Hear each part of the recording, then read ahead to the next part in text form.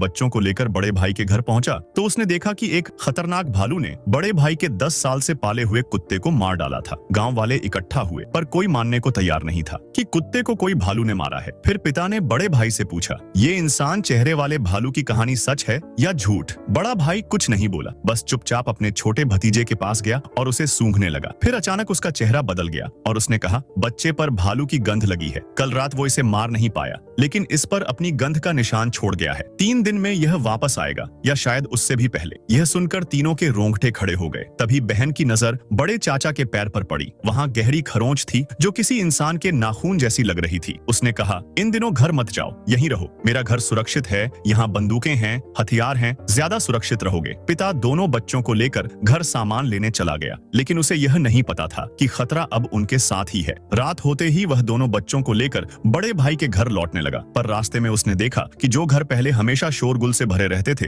वहाँ आज सन्नाटा था। उसने कहा, आज लियू कियाओ के घर इतना शांत क्यों है? पहले तो उसके बच्चों की आवाजें हमेशा आती थीं। कुछ गड़बड़ समझकर उसने बंदूक निकाली और लियू कियाओ के घर में दाखिल हुआ। अंदर जो नजारा था वह रोंगटे खड़े कर देने वाला था। यह साफ था कि यह इंसान चेहरे वाले भालू का काम है। उसने बच्चों को बाहर रुकने को कहा और खुद अंदर गया। वहाँ पानी के मटके में उसे एक छोटा बच्चा मिला। यह देखकर पिता का दिल कांप गया। अब उसे यकीन हो गया कि अगर भालू को नहीं रोका गया तो और लोगों की जान जाएगी। उसने तुरंत गांव वालों को बुलाया, लियू कियाओ के अंतिम संस्कार की तैयारी करवाई और कहा, वो अब गांव में घुस आया है। अगर एक बार आया है तो दोबारा भी आएगा। हम बैठे नहीं रह सकते, हमें शिकार पर जाना ही होगा। गांव वाले तैयार हो गए पर गांव का सबसे अनुभवी शिकारी यानी बड़ा भाई बोला, मैं नहीं जाऊंगा। अगर सब जवान पहाड़ पर चले गए और भालू वापस गांव में आया तो यहाँ औरतों और बच्चों की रक्षा कौन करेगा? सबने उसकी बात मानी और तैयारी शुरू की। तभी छोटे लड़के ने पहाड़ की ओर देखा और डर के मारे चिल्लाया, देखो पहाड़ पर